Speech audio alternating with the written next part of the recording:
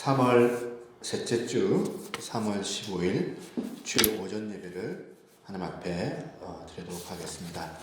다 같이 묵상하시며 주님 앞에 나아가겠습니다.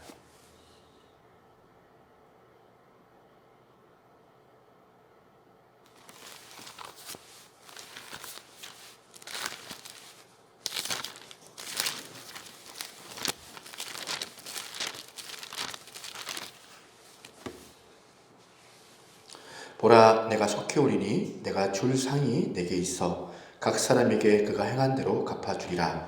나는 알파와 오메가요 처음과 마지막이요 시작과 마침이라. 자기 두루마리를 빠는 자들은 복이 있으니 이는 그들이 생명나무에 나아가며 문들을 통하여 성에 들어갈 건세를 받으려 함이로다.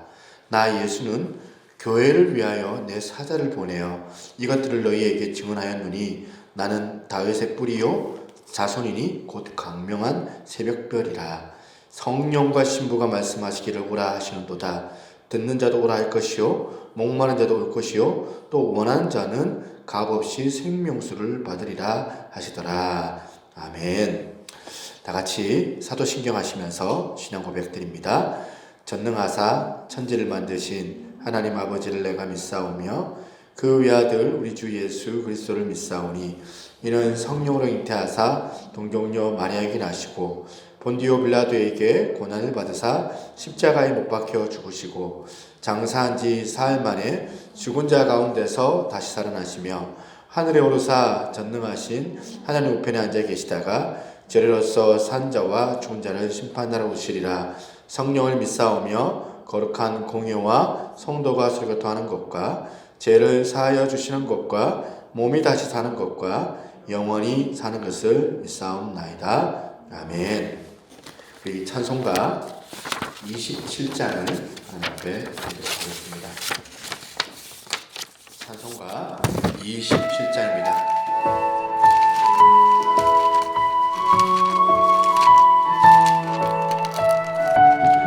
3절 후 전주입니다.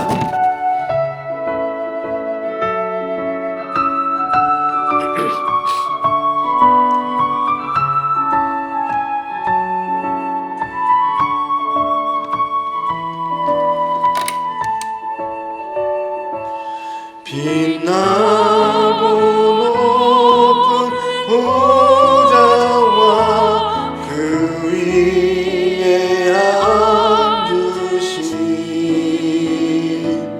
주 예수 얼굴 영광이 해같이 빛나네.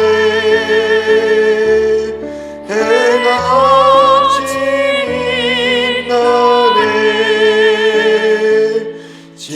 지극히 높은 위엄과 한없는 자비를 무천사 소리하여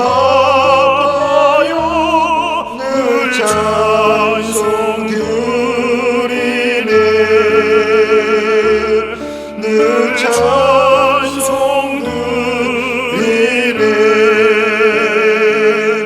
영죽을 나를 살리려 그 영광 떠나서 그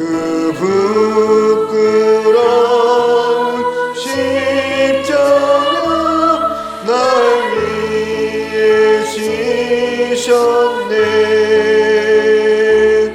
날 위해 지셨네.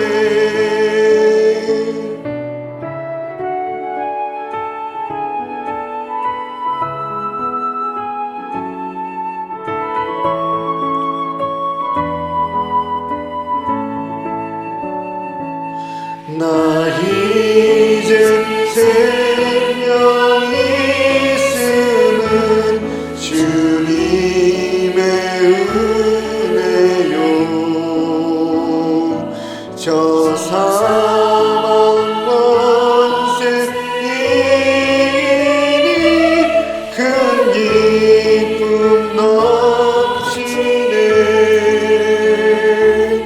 큰 기쁨 넘치네. 주님의 보좌 있는데 천한 복이 이르러 그 영광 몸소 배울 때 내 기쁨 넘치니 내 기쁨 넘치니 아멘.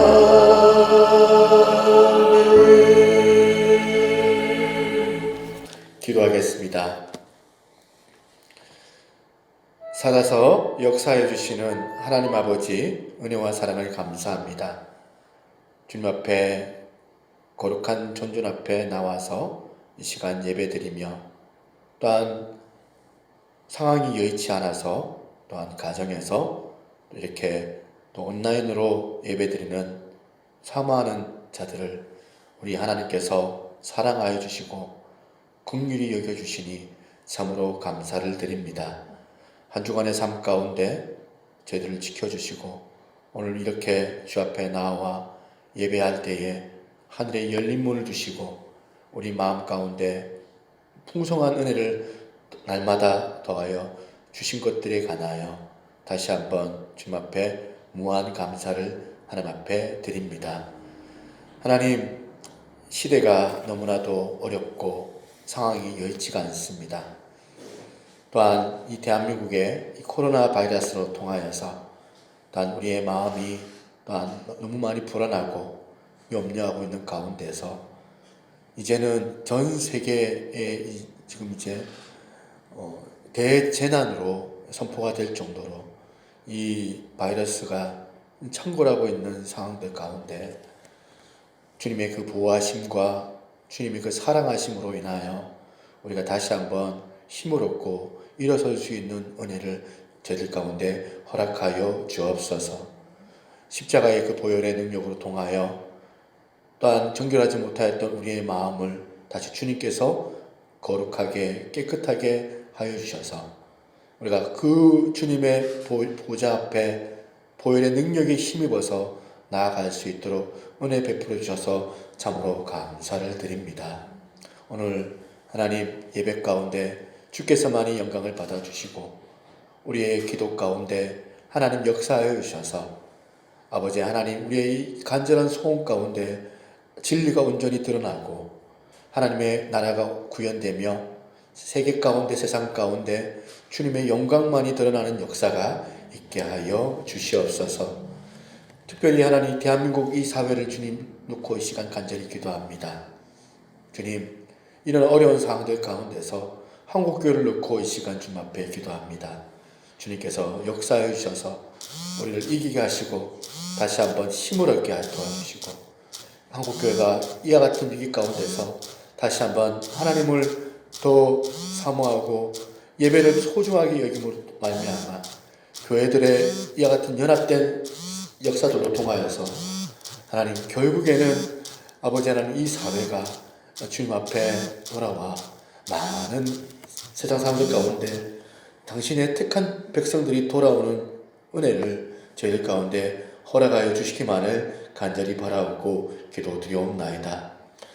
교회뿐만 아니라 이 학교나 이 사회의 기능들이 정지가 되어져 있고 학생들이 학업을 가지 못하는 그런 상황에 이르게 되었습니다.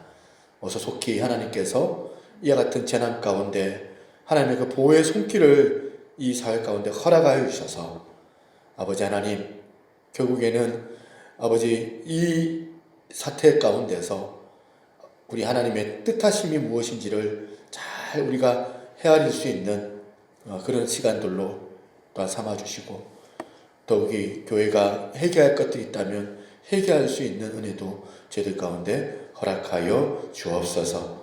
오늘도 이 시간 우리의 예배 가운데 은혜를 허락하여 주시기를 원합니다.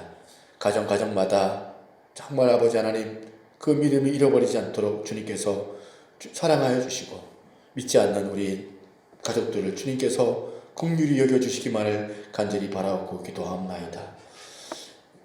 어서 속히 교회들이 정말 가정마다 정말 이와 같은 상황들이 있을수록 잘 이겨낼 수 있는 힘을 다 받아서 교회가 이 가정들의 또한 이와 같은 회복들로 통하여서 힘을 받게 하시고 이 교회들이 또 연합하여서 하나님의 나라를 잘 구현해내는 그런 역사가 이루어질 수 있도록 우리 하나님께서 새누리교회 가운데 은혜를 허락하여 주시고 사랑하여 주시기만을 간절히 바라옵고 기도하옵나이다. 다음 세대 사역을 놓고 이 시간 기도합니다. 특별히 지금 한 달 내도록 우리가 예배를 드리지 못하고 있는 그런 상황 가운데 이렇게 저렇게 온라인으로 수고하고 있는 우리 전사님들 주님께서 사랑하여 주시고 또한 위로해 주시고 다시 한번 열망하는 그 마음을 허락하여 주시기를 원합니다. 우리 부모이자 우리 교사들인 우리 사랑하는 우리 집사님들 무엇보다 성령으로 충만케 하시고 이 가정 가운데서 아버지 더욱더 한 단계 더 진보되어 하나님의 일들을 잘 감당할 수 있는 복된 자들 다 되게 하여 주시옵소서. 어서 속히 다음 세대 예배가 회복되게 하시고 이후에 회복된 그 예배 가운데 많은 또 아이들이 참여하여서 힘있게 아버지 기쁘게 하나님을 찬양할 수 있는 은혜가 있게 하여 주시옵소서. 오늘도 이 시간 우리 하나님께서 영광 받기를 원합니다. 말씀을 전하는 자나 말씀을 듣는 자나 다 은혜 받을 수 있도록 우리께서 하나님께서 회복해 도와줄 줄로 믿사옵고 이 모든 말씀 살아계신 예수님 이름으로 기도드리옵나이다. 아멘. 우리 다 같이 하나님 말씀 보겠습니다. 사도행전 10장 1절 말씀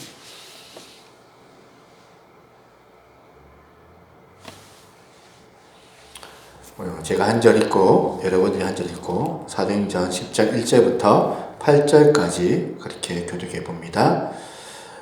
가이사랴에 고넬료라 하는 사람이 있으니 이달리아 부대라 하는 군대의 백부장이라.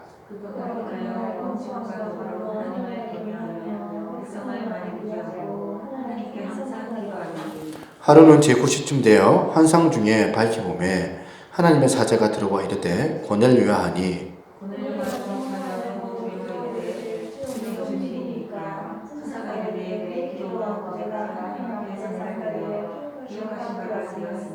내가 지금 사람들을 요빠에 보내어 베드로라는 시몬을 청하라.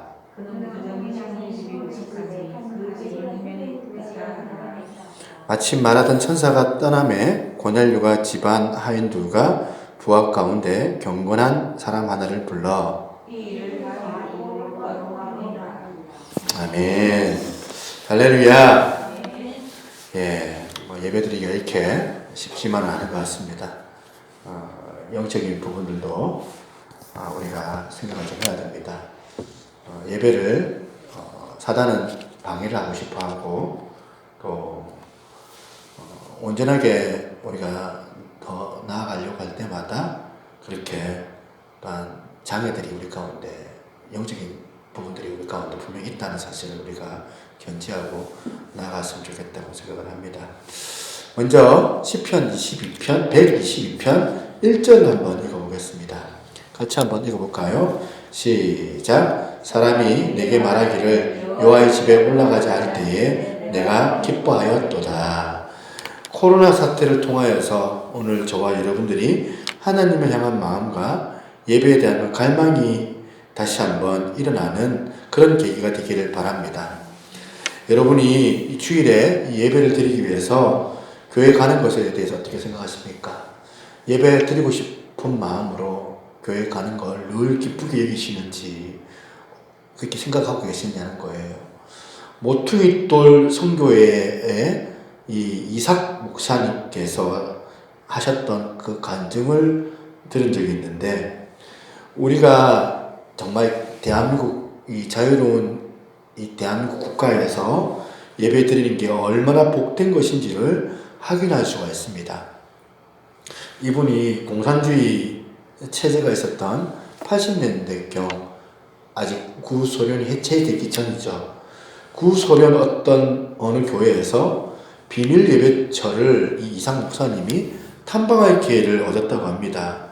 예배처에 가보니까 예배를 드리기 전부터 성경 통독을 할 때부터 성도들이 막 울기 시작한 거예요.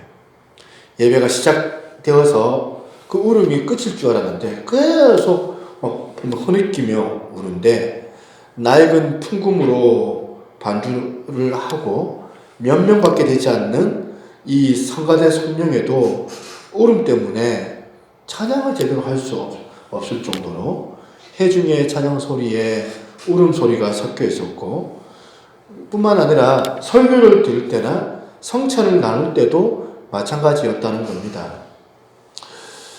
그러고는 예배가 마친 거예요. 그렇게 울면서 사람들이 예배를 드리는 이유가 뭐냐 이렇게 물어본 거예요. 물어보니까 그분들이 이렇게 얘기를 한 겁니다. 그것은 이 세상에서 드리는 마지막 예배가 될지도 모르기 때문에. 한 분이 이렇게 대답을 한 겁니다. 그리고 사실 이들 가운데 교회의 많은 성도들이 어느 날 갑자기 이 소련의 KGB에서 잡혀가가지고 사람이 안 보이는 거죠. 20년, 30년 넘도록 돌아오지 않는 사람들이 수두룩했기 때문에 어쩌면 오늘 드리는 그 예배가 마지막 예배다라는 생각으로 예배를 드린다는 거예요. 오늘 우리 대한민국에 사는 저와 여러분들이 얼마나 많은 좋은 환경과 자유로운 상황들 가운데서 이렇게 예배를 드리고 있느냐. 주일마다 예배를 드릴 수 있는 우리가 고난 속에서 이렇게 소련이나 북한도 마찬가지잖아요. 북한의 지하교회 성도들도 목숨을 걸고 정말 한 번에 드리는 그 예배를 감격 가운데 드리는 성도들이 있다는 사실에 대해서 여러분들이 들을 때에는 어떤 느낌을 여러분들 가지고 계시겠냐는 겁니다. 여러분께 다시 묻습니다. 여러분들에게 있어서 예배가 무엇이냐는 거예요. 그렇다면 하나님께서 이 예배를 어떤 의미를 부여하실까 하는 겁니다. 하나님의 사랑은 저와 여러분들을 너무너무 사랑하셔가지고 자기 아들 독생자 예수 그리스도를 내어주시기까지 하신 그 사랑이었습니다. 우리가 요한복음 3장 16절에 하나님이 세상을 이처럼 사랑하사 때 이렇게 사랑하셔서 독생자를 통하여 우리에게 주신 것이 뭐냐면 우리에게 예배를 드릴 수 있는 특권을, 자격을 우리에게 주셨다는 사실이에요. 하나님께서 이렇게 예배자를 사랑하시고 예배하는 자들을 찾으신다는 사실입니다. 믿는 저와 여러분들이 가장 중요하게 여기는 삶이 뭐냐면 예배의 삶이 되어야 된다는 거예요. 우리가 구원받은 이유도 여기에 있기 때문에, 우리가 구원받은 이유는 예배 때문에 받은 구원이에요. 원래는 하나님께서 인간을 만드실 때에 하나님께 우리 사이에 그 원리가 뭐였냐면 예배하는 삶을 살아갈 수 있도록 하나님께서 우리 인간들을 만드셨는데 인간들 안에 죄가 찾아 들어옴으로 말미암아 타락하게 되었고 예배도 파괴되어져 버렸습니다. 하나님께서 그래서 당신의 아들이신 그리스도 예수를 이 땅에 보내주셔서 그분을 믿는 믿음으로 말미암아 우리가 구원받게 하셨고 그분으로 통하여서 우리가 다시 한번 그 예배의 자리로 나오기를 원하셨다는 겁니다. 여러분, 성경에 나오는 많은 인물들이 나오는데 그 인물들이 다 보면 예배자들이에요. 창세기 우리가 아담, 하와뿐만 아니라 아벨도 예배자였습니다. 예배의 성공자였습니다.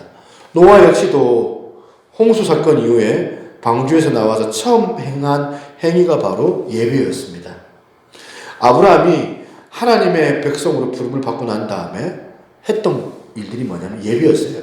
가는 곳마다 단을 쌓고 예배를 소중하게 생각했던 사람이었습니다.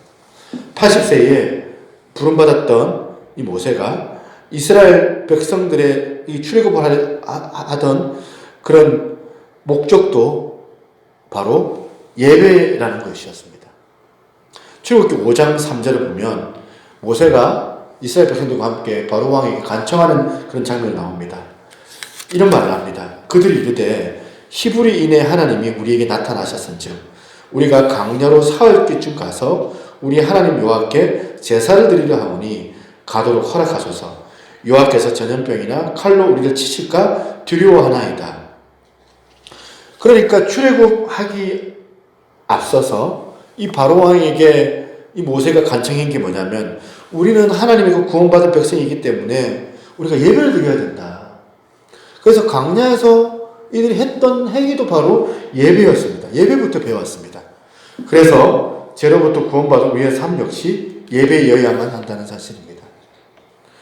오늘 예배에 세 가지 포인트를 가지고 말씀을 나누려고 합니다. 첫 번째가 뭐냐면 예배의 유익이 있다는 겁니다. 여러분, 예배를 한번 잘 드려보십시오. 예배를 바로 드리게 되면 어떤 일이 일어나게 되냐면 삶의 그 진정한 회복과 활력이 우리 가운데 주어질 줄로 믿습니다. 마태복음 18장 20절에 보니까 두세 사람이 내 이름으로 모인 곳에 나도 그들 중에 있느니라. 이 예배야말로 주님이 함께 하시는 시간이거든요. 예배를 통하여서 놀라운 감격이 우리 가운데 주어지게 되고 행복한 교회 생활, 그 생동감 넘치는 그런 삶을 우리가 가질 수 있게 되리라는 사실입니다. 활력이 넘쳐요. 예배를 제대로 잘 드리면 가정에 행복이 일어나게 되고 삶의 현장이 우리 삶 가운데 즐거움이 넘치게 된다는 사실입니다. 그러므로 예배에 우리가 정말 목숨을 거는 거예요. 예배를 소중하게 생각하고 예배에 집중할 수 있어야 우리가 건강한 신앙생활을 할 수 있게 된다는 겁니다. 우선순위의 문제예요.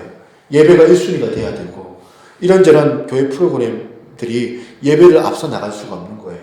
예배가 혹시 손상되지 않도록 우리가 해야 된다는 사실입니다. 두 번째 포인트가 뭐냐면 오늘 본문입니다. 오늘 본문에 보면 예배를 직접적으로 하는 말씀은 오늘 본문이 아니지만, 그런데 오늘 본문을 통하여서 예배의 정신을 일깨워주는 중요한 말씀이 여기 담겨져 있기 때문입니다. 두 가지의 예배의 자세를 우리가 살펴볼 수 있습니다. 오늘 본문은 고넬료라는 로마 장군 이야기입니다. 당시 로마는 지배지에 군대를 파견을 했거든요. 군대의 지휘관은 매우 권력이 있었고 힘이 있었던 사람이었습니다.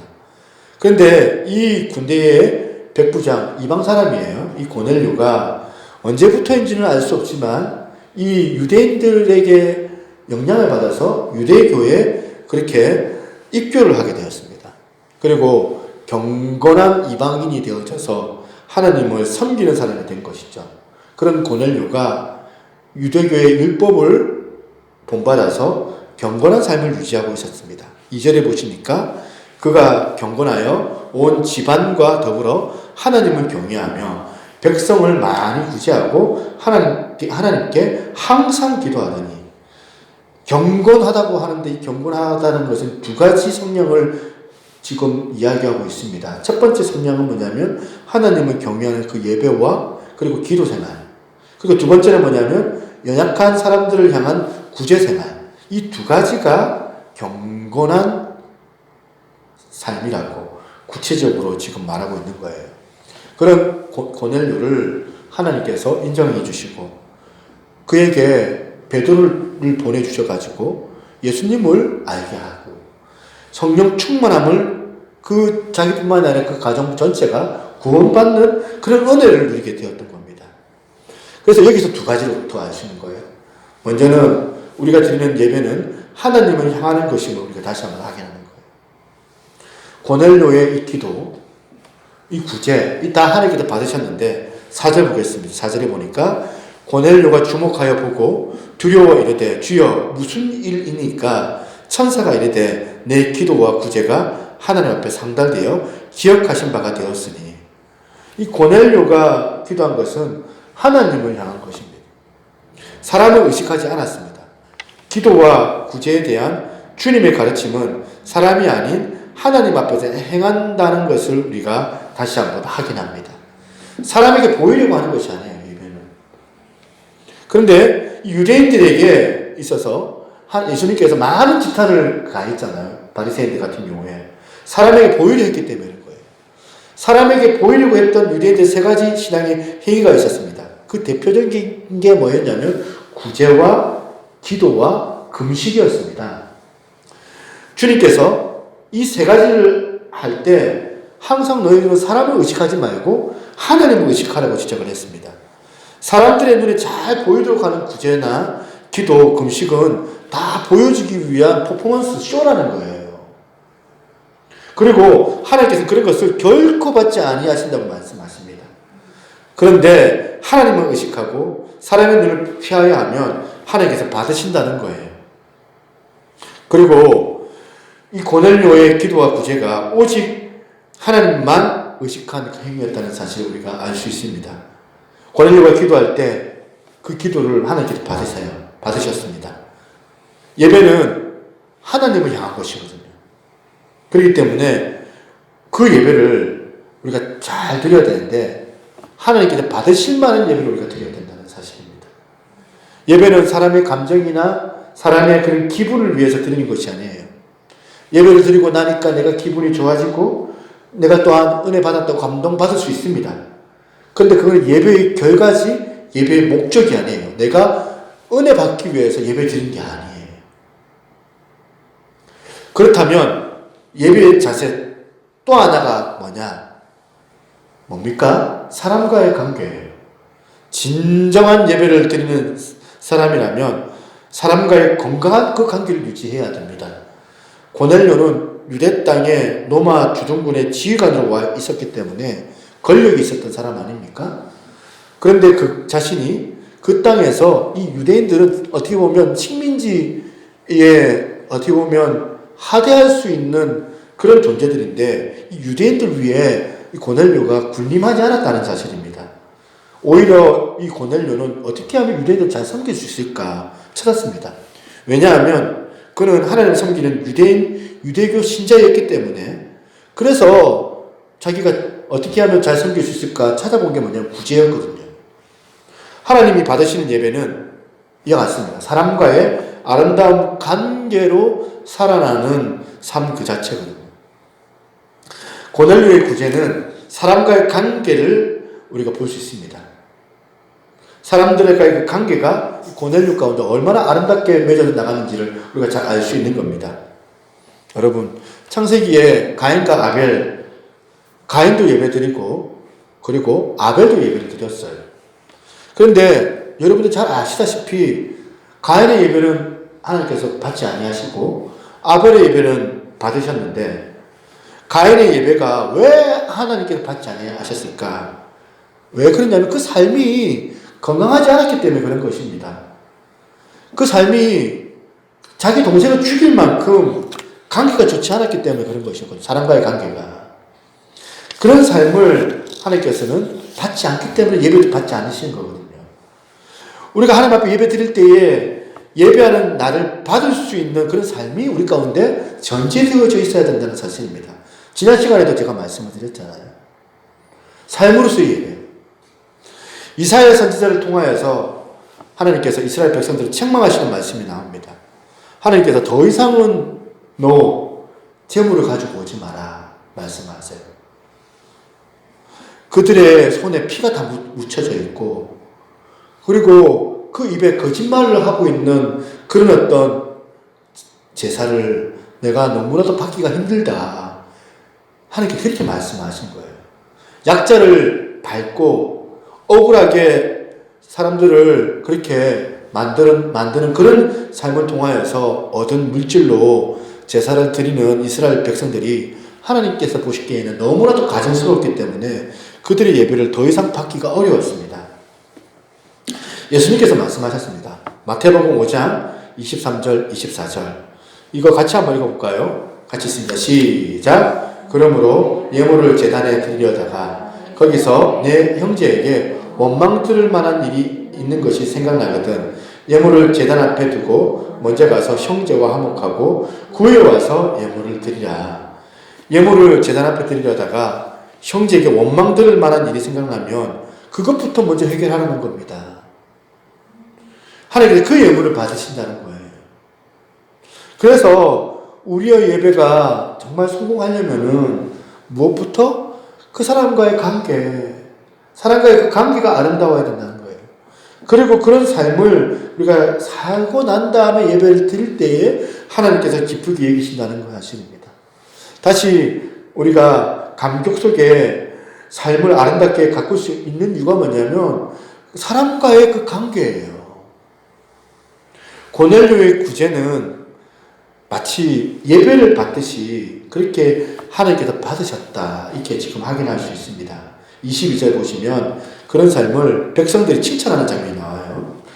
22절에 보니까 그들이 대답하되 백부장 고넬료는 의인이요 하나님을 경외하는 사람이라. 그 다음에 유대 온 족속이 칭찬하더니 그가 거룩한 천사의 지시를 받아 당신을 그 집으로 정하여 말을 들으려 하느니라 한데, 의인이고 고넬료가 하나님을 경외한다는 것은 무엇부터 먼저 아름다워야 되냐면 하나님, 사람과의 관계, 사람과의 그 관계가 아름다워야 된다는 겁니다. 눈에 보이는 그 사람과의 관계가 우리 가운데 잘 원만하게 유지가 되어져야 된다는 겁니다. 눈에 보이는 사람을 사랑하는 사람이 하나님을 사랑할 수가 있는 거거든요. 눈에 보이는 그 사람에게 잘하는 사람이 보이지 않는 하나님을 사랑하고 예배하는 사람으로 가능할 수 있는 거거든요. 사람과의 관계가 좋지 못하는데 어떻게 우리가 좋은 예배를 드릴 수가 있겠느냐는 겁니다. 그렇습니다. 전에 말씀드린 것처럼 예배는 삶이에요. 예배는 하나님을 향하는 거거든요. 그런데 예배를 성공하고 나면 사람을 향할 수밖에 없어요. 사람을 어떻게 섬겨야 될지를 깨닫게 되는 거예요. 그렇게 이어져야지 저와 여러분들이 예배를 제대로 드리는 거거든요. 사람에게 행한 것이 곧 하나님한테 행하는 거고, 주님을 위해서 우리가 뭔가 할 수 있는 것이 사실은 없습니다. 피조물된 우리가 저 전능하신 하나님 앞에 뭘 잘해본다고 해서 하나님께서 만족해 하실까요? 어떻게 하면 하나님을 우리가 만족시켜 드릴 수가 있을까? 하나님께 무엇을 우리가 해드리면 되냐? 사람한테 하면 되거든요. 사람한테 잘 친절하고 예의 바르고 사랑을 베풀어야 돼요. 그것이 누구를 향하는 것이다? 주님을 향하는 것이기 때문에 그런 삶을 사는 사람을 하나님께서 기뻐하신다는 겁니다. 그런 사람을 하나님께서 정말 사랑하는 사람이 되는 거거든요. 하나님께서 사람에게 하신 일들이 있습니다. 한번 생각을 해보세요. 하나님께서 세상을 만드셨어요. 천지를 창조하시고 사람이 살 수 있는 환경을 만드셨습니다. 그런데 사람이 죄가 들어와서 사람들이 하나님께서 만드신 이 만물을 다 망가뜨리고 그렇게 있는데도 불구하고 하나님께서 그 당신의 형상된 그 사람들을 어떻게 하든지 간에 살리시기 위하여서, 구원해내시기 위하여서 자기 아들 예수님을 이 땅에 보내주셔서 죽게까지 하십니다. 그렇게까지 저와 여러분들을 대접하시려고 한 거예요. 사람을 얼마나 귀하게 여기시는지 보여주는 장면이 바로 구원 사건이거든요. 십자가 사건. 그리고 지금도 사람을 위해서 세상을 움직여 나가고 계십니다. 우리 사람 살리기 위해서. 그 한 사람은 최고의 가치로 여기시는 분이 우리 주님이시거든요. 하나님께서 정말 관심을 갖고 있는 그 사람에게 저와 여러분들도 눈을 열고 귀를 열고 그 사람에게 관심을 가져야 된다. 예배 잘 드리면 사람에게 친절할 수밖에 없어요. 예배를 통하여 주시는 그 감동은 사람과의 그 관계를 아름답게 해야 한다는 것이 되어야 된다는 겁니다. 그래서 예배를 드리고 이 세상에 어렵고 힘든 사람을 섬기고 나누며 찾아가 격려하는 것입니다. 예배 드리고 난 다음에 다른 사람들을 돌아보는 것입니다. 예배한 저와 여러분들, 누구를 통하여서 내가 상처를 받고 아픔이 있다면 이 예배 가운데 주님이 주시는 그 위로를 통하여서 빨리 그 마음의 회복을 경험하고 다시 여러분들 마음의 행복감을 경험할 수 있는 은혜가 있기를 바랍니다. 삶의 현장에서 그래서 이제 그 마음으로 다른 사람들에게 넉넉하게 은혜를 베풀고 그렇게 또한 행복을 전할 수 있는 복된 여러분 되시기를 바랍니다. 내 삶에 생동감이 넘치고 즐거움이 가득할 줄로 믿습니다. 제가 그래도 참 이제 8년 9년 개척교회 하면서 이런 훈련들을 많이 받게 됐던 것 같아요. 받고 나서 이제 뭐 대외 생활에 해봐야 이제 어성경에서 또 보면 이렇게 사역하는 것들인데, 감사한 건 뭐냐면 거기서 우리 교회에서 했던 그런 어떤 이제 원래 제 기질은 아니에요. 제 집사람도 알고 우리 애들도 제 기질을 알거든요. 제 기질은 굉장히 어둡습니다. 어둡고 뭐 또 그 얘기 하시나 또 말씀하시지만 또 보면 아주 보면 수동적이고 또 뭐 소심하고 또 아주 예민하고 이런 스타일이더라고요. 그러니까 안 좋은 건 다 골라가지고 보면 이렇게 이제 보면 내가 젊은 시절을 보냈던 것 같은데, 은혜 받고 난 다음에 그런 것들이 많이 사라지고 하나님의 그 성품을 또 훈련받으면서 이제 또 교회를 개척하고 나서 그런 것들이 더 많이 훈련되어졌던 것 같아요. 훈련되고 나서 밖에 나가서 보니까 보니까 사람들이 예전에는 저희에 대해서 부담스러워하고 막 골치 아파하고 막 피하고 싶어하고 뭐 그런 것 같은데, 이제 나가서 보니까 저를 환영해주고 저 좋아해주고 또 보면 기도해주고 사람들이 저를 또 인정해주고 뭐 이러더라고요. 그래서 제가 제 입장에서는 옛날의 제 모습을 아니까 지금의 제 모습 비교가 될 거 아닙니까? 하면서 왜 이럴까 생각을 해봤는데, 내가 예배 때 은혜를 받고 말씀을 통해서 내가 다시 또한 다져지고 나니까 나가서 활력 있는 사람이 되는구나. 나가서 또한 예전에 없었던 힘이 내 안에 있는 거예요. 하나님 주시는 성품이 내 안에 생기면서 다른 사람들에게 그렇게 내 자신이 삶을 통하여서 하나님을 드러내는 상황들이 한번씩 있더라고요. 그 사람들이 그걸 보면서 이제 저를 좋아해 주는 경우들이 있습니다. 예배는 하나님을 향하지만 결국은 사람을 향하게 되어져 있어요. 이웃들과 좋은 관계를 유지하며 행복하게 삶을 가꾸는 그게 바로 예배가 되는 줄로 믿습니다. 예수님께서 공생애 때 예루살렘에서 자기 고향 갈릴리로 가려 하시다가 도보로 사마리아 땅에 들어가십니다. 제자들이 먹을 것을 구하러 간 사이에 이 야곱의 우물가에서, 사마리아 지역인데 이 물을 길르러 온 여인과 대화하시는 장면 아시죠? 수가성 여인 사건. 길게 나눈 그 대화가 나와요. 요한복음 4장에. 근데 그 대화 가운데 이 한 여자의 인생을 이 예수님께서 바꾸시는 장면이 나옵니다. 저와 여러분들도 마찬가지예요. 예수님을 만나는데 예수님을 제대로 만나면 우리 인생이 바뀌어질 줄로 믿습니다. 우리들이 예수님을 구체적으로 만나는 방법이 바로 예배라는 거예요. 주님은 예배하는 곳을 찾아오시기 때문에 그런 것입니다. 주님은 이 사마리아 여인과 예배에 관한 말씀을 하십니다. 23절입니다. 너무나도 잘 알고 있는 이 본문인데 우리 이걸 같이 한번 읽어볼까요? 시작. 아버지께 참되게 예배하는 자들은 영과 진리로 예배할 때가 오나니 곧 이때라. 아버지께서는 자기에게 이렇게 예배하는 자들을 찾으시느니라. 진정한 예배는 영적인 행위예요.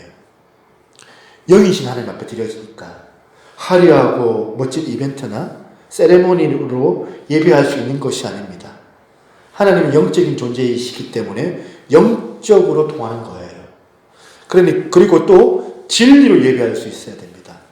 진리의 주체는 예수님이시니까 예수님을 통하여서 하나님 앞에 나아가는 것이고, 그 예수님이 가르치시는 그 말씀대로 우리가 예배 드릴 때에 비로소 하나님을 향한 온전한 예배가 이루어진다는 사실입니다. 그런데 하나님이 찾으시는 자가 누구인가 말씀입니다.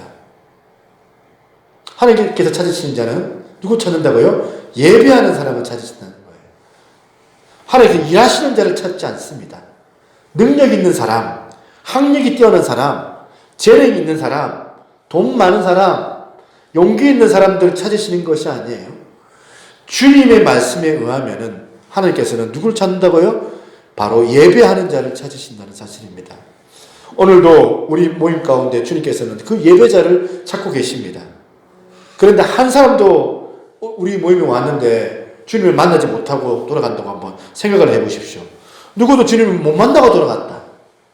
그러니까 우리는 교회 와가지고 일하는 교회 오는 곳이 아니라 하나님 앞에 예배드리러 교회 나오는 거거든요. 예배의 감격을 누리고 예배를 통하여서 하나님을 제대로 만나고 나니까 그 감격으로 인하여서 봉사할 수 있는 거예요. 일할 마음이 생기고, 또한 그리고 일을 해야지 시험거리가 없고, 일도 해야지 나로 인해 가지고 누군가 시험 드는 일도 없는 것 같아요. 예배의 감격을 가지고 삶의 현장에 나가니까 나를 세우신 그곳에 나에게 맡기신 일로 통하여서 그 삶이 예배가 되는 겁니다. 마태복음 시작과 마지막, 이걸 한 번씩 보면 의미심장합니다. 마태복음 1장 1절을 보시면 아브라함과 다윗의 자손 예수 그리스도의 계보라. 지금 예수님의 그 족보가 시작되는데 아브라함과 그 다음에 다윗으로 시작합니다. 신약에 나오는 첫 인물들이 누구냐면 아브라함과 다윗이에요. 구약의 대표적인 예배자들입니다. 아브라함은 앞서 말씀드렸던 것처럼 가는 곳마다 여호와의 이름을 부르고 예배를 했고, 다윗 역시도 마찬가지로 여호와의 이름에 합당한 영광을 돌리고 싶은 마음으로 골리앗과도 싸워 이겼고, 예배의 장소인 예루살렘 성전을 건축하고자 하는 그 열망이 있었던 사람이었습니다. 예배자였거든요. 시편을 보세요. 영성의 사람이 바로 다윗 아닙니까? 그리고 마태복음 마지막 끝을 봐도 이건 역시 마찬가지예요. 끝이 어떻습니까?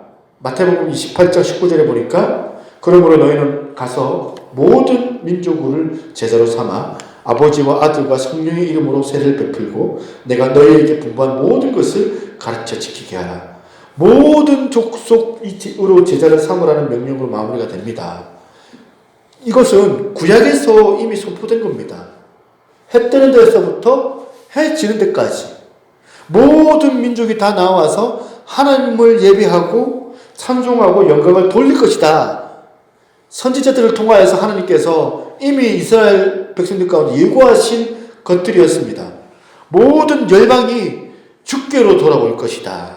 선지자들이 그렇게 이스라엘 백성들에게 그 비전을 보여주시고 그렇게 제시를 한 겁니다. 구약 성경을 보면 이 역사가 돌아갈 때 항상 성막 중심, 성전 중심, 예배 중심으로 이렇게 성경의 역사가 흘러가는 것을 우리가 알 수가 있어요. 이스라엘 백성들이 출애굽을 하면서 앞서 말했던 것처럼 광야에 나왔는데 자기가 이 애굽에서 가지고 있었던 많은 보물들과 가축들을 다 가지고 나옵니다. 왜 가지고 나왔을까요? 광야에서 성전 건축과 제사 제물을 위해서 가지고 나온 거예요. 자기 이익을 위해서 가지고 나온 게 아니라. 그 다음 이어지는 출애굽기의 말씀이 뭐냐면 성막 이야기가 나와요. 시내산에서 하나님께서 성막을 만들어라. 부살레가 오홀리압을 통하여서 성막 짓기를 다 합니다. 이 성막은 뭐냐면 텐트잖아요. 이동형 성전입니다. 이동형 성전. 휴대용 성전이라 해야 되나요? 그런데 하나님께서 다 가르쳐 주세요. 설계 도면을.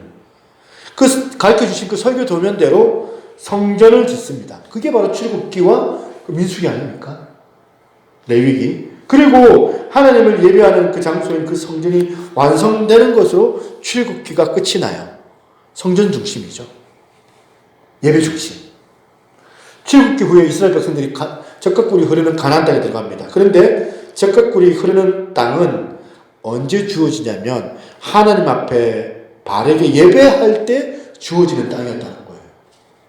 실제로 예배를 잃어버리고 이스라엘 백성들이 사사시대 때 우상 숭배를 했을 때 그 땅은 비가 오지가 않았습니다. 3년 6개월 동안. 적각굴이 흐르는 땅이 되지가 않은 거예요. 포로 시대 때도 마찬가지죠. 이스라엘 백성들이 포로 시대 때 이 다니엘과 에스겔을 통하여서 말씀하신 게 뭐냐면 예루살렘 성전을 회복하게 하실 것이다. 예배가 회복될 것이다. 그 예배의 회복을 예방한 거예요. 이스라엘 백성들이. 예배를 통하여서 회복을 예언한 겁니다. 에스겔 선지자가. 포르기안 시대 때는 3번 포르기안이 이루어지는데 그 중심이 뭐예요? 성전 회복이에요. 예배 회복이 주제예요. 저와 여러분들이 다시 한번 예배를 소중하게 생각할 수 있는 마음을 가지고 돌아갈 수 있기를 바랍니다. 1924년 파리 올림픽 역사에 아주 특이점이 왔습니다. 주일날 100m 결승전이 있은 거예요. 그런데 이 영국의 유력한 금메달 후보였던 에릭 리들 이야기 여러분 잘 아시죠? 에릭 리들이 나는 주일은 예배 드려야 되기 때문에 주일에 참여할 수 없습니다. 100m 아주 유망전도한 이런 금메달 유망주였던 에릭 리들이 주일에 경기가 잡히자 포기를 한 겁니다. 자기 주종목은 적어버리고 나중에 주종목이 아닌 400m에 출전해가지고 금메달을 목에 건 기록이 뭐냐면 예배를 소중하게 생각했던 사람들의 그런 흔적이거든요. 이렇게 예배를 소중하게 여기며 그것을 인생의 목숨을 걸었던 사람들이 지켜온 이 예배를 사실은 이제 현대교회가 많은 그리스도인들이 스스로 망각하고 잃어버릴 때가 있습니다. 인간의 욕망을 위해서 자발적으로 예배를 포기하고 세상의 즐거움과 그 욕망을 쫓아가는 거예요. 서구 유럽 사회, 유럽 교회들이 그렇게 한 거예요. 보면 축구를 보면 축구 보러 간다고. 뭐 영국 같은 경우에는 이제 막 일요일날, 주일날 축구한다고, 축구 보러 간다고 보면 교회를 안 간답니다. 한국 교회도 마찬가지. 한국 교회도 예배를 소중하게 생각하지 않는다면 예배당이 텅텅 비는 날일 것이고 그야말로 그게 가장 교회적으로 슬픈 일 아닙니까?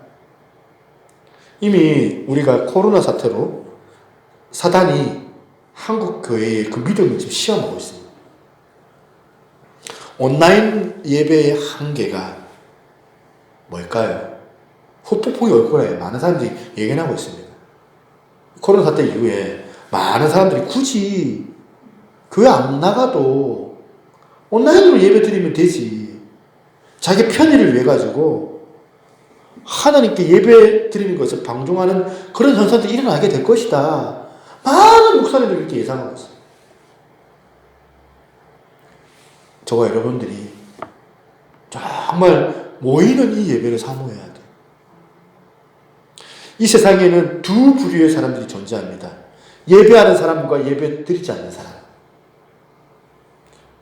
또 교회에도 예배에 성공한 사람이 있고 예배에 실패하는 두 종류의 그리스도인들이 있을 거라 저는 생각합니다. 예배의 성공자가 된다는 것은 인생의 성공자가 된다는 성경의 가르침이라는 겁니다. 하나님께서 예배하는 자를 찾아 그들의 길을 열어주시기 때문입니다. 여러분, 천국이 뭡니까? 예배와 찬송만 계속되는 곳입니다. 예배자들의 최종적 모임이 바로 예배당이에요.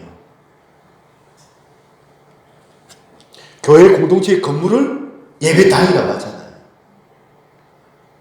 새누리교회 예배당, 물론 좀 세련되게 예배홀이라고 했지만 우리가 교회 왜 와요? 예배당에 왜 와요? 예배 드리기 위해서 모이는 거예요. 예배를 위해서 지어진 건물이 바로 예배당이에요.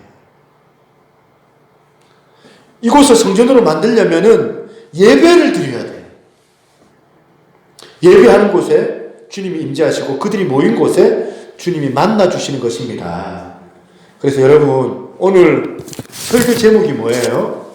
예배하십시오.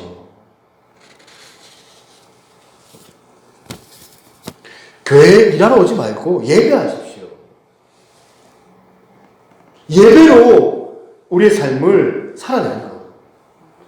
여러분, 정말 예배를 소중하게 1순위로 여길 수 있는 여러분 되시기를 바랍니다.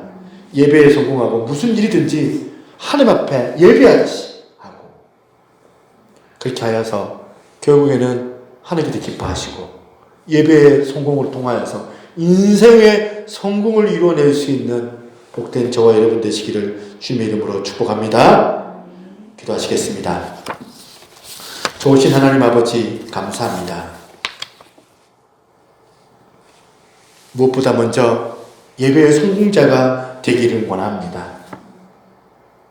하나님께서는 이렇게 예배하는 자들을 찾으신다고 하였는데 오늘 사랑하는 당신의 우리 자녀들을 주님께서 사랑하여 주셔서 예배의 의미가 무엇이고 예배의 유익이 무엇이고 예배의 목적이 무엇인지 잘 알아서 하나님을 향한 그 예배가 드려지게 하시고 또 그 예배로 통하여서 내 사랑하는 형제 자매 이웃들에게 또한 사람들의 그 관계들을 더 지롭게 하여 그들의 관계들을 건강하고 바르게 세워낼 수 있는 그런 은혜들을 저희들 가운데 허락하여 주시옵소서.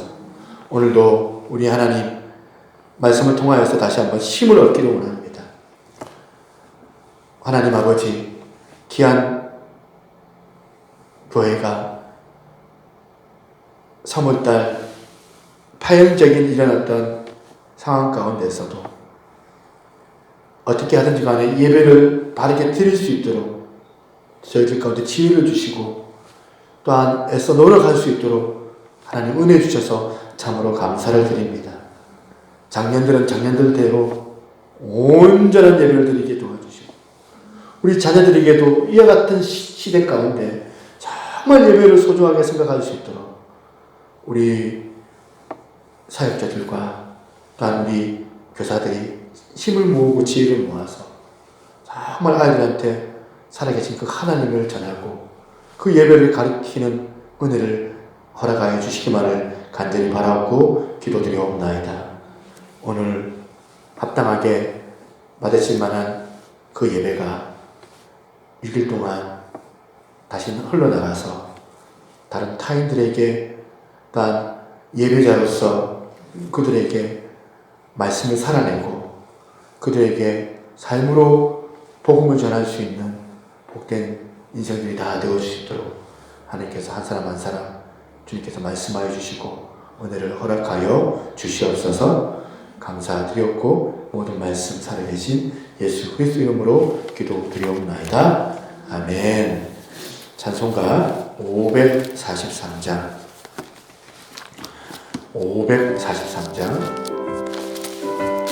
1절 2절 하고 간주하고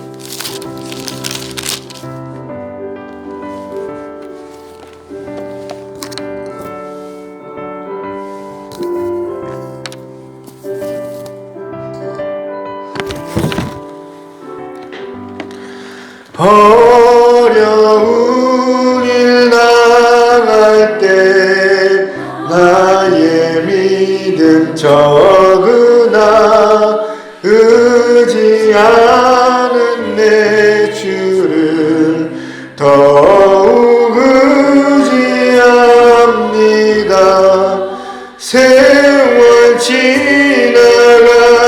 지나갈수록 의지할 것뿐일세.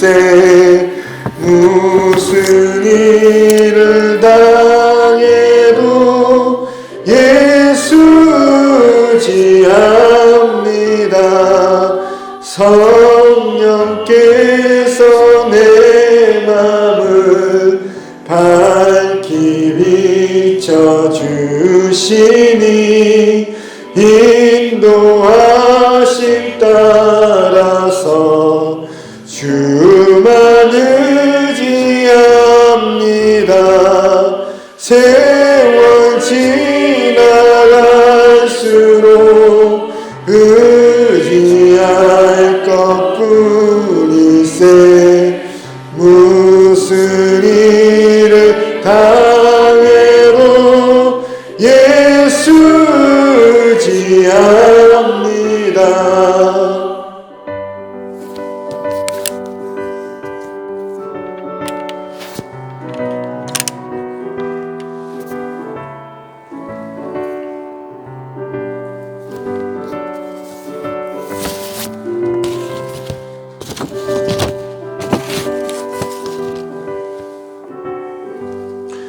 밝을 때의 노래와 어두울 때의 기도로 의태할 때도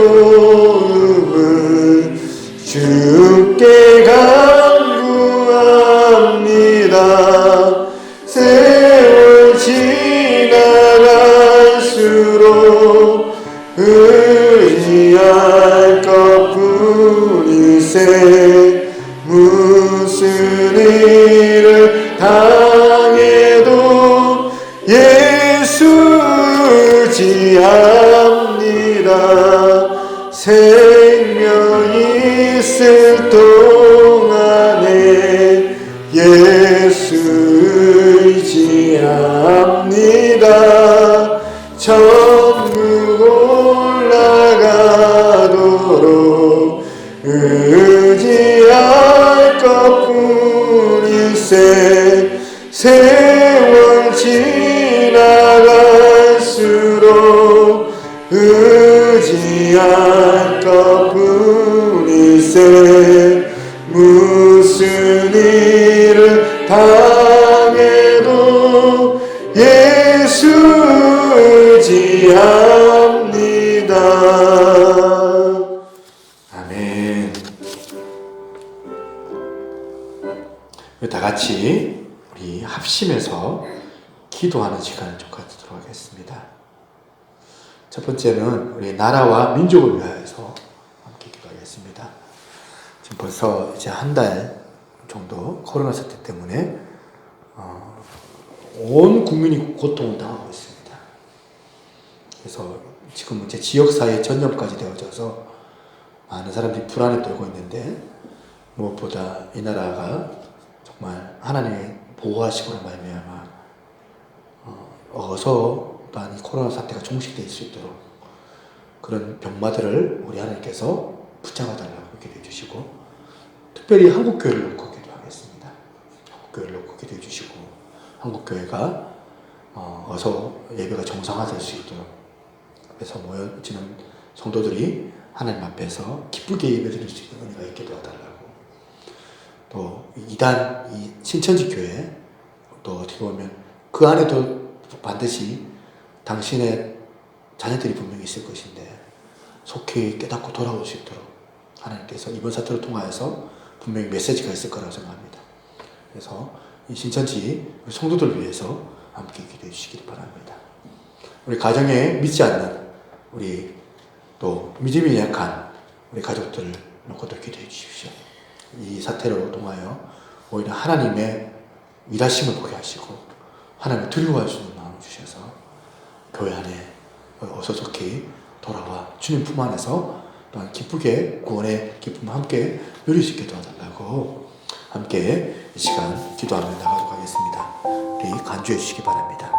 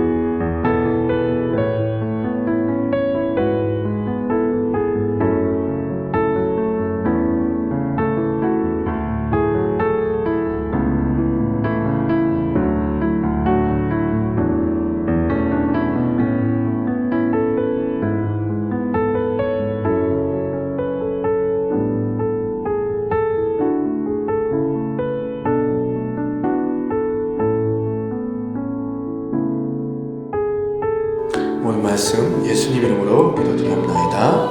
아멘. 앉으시고 제가 헌금을 넣고 기도하도록 하겠습니다. 귀한 예물을 주 앞에 올려드립니다. 주께서 함량하여 주시고 이 예물이 사용되어지는 곳마다 예배의 영광이 나타나게 하여 주옵소서.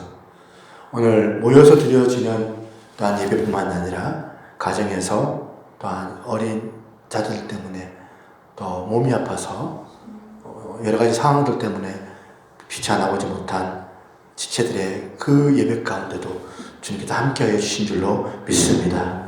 하나님 11조로 감사 예물로 또한 주 앞에 드리는 모든 또한 제목의 예물들 가운데 주께서 사랑하여 주시고 축복하여 주시고 정말 가난한 사람들, 복음을 필요로 하는 사람들 위해서 쓰임받을 수 있도록 하나님께서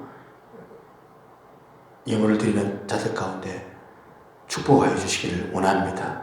풍성함으로 정말 허락하여 주시고 또한 영육의 그 풍성함 가운데서 한 주간을 기쁘게 살아낼 수 있는 복된 자들 다 되게 하여 주시옵소서. 감사드렸고 살아계신 예수님 이름으로 기도드리옵나이다. 아멘.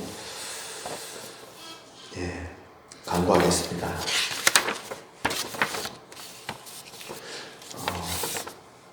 지난주에 우리 조정호 우리 성도님 이렇게 나오셨는데 교회에 처음 오신 분입니다.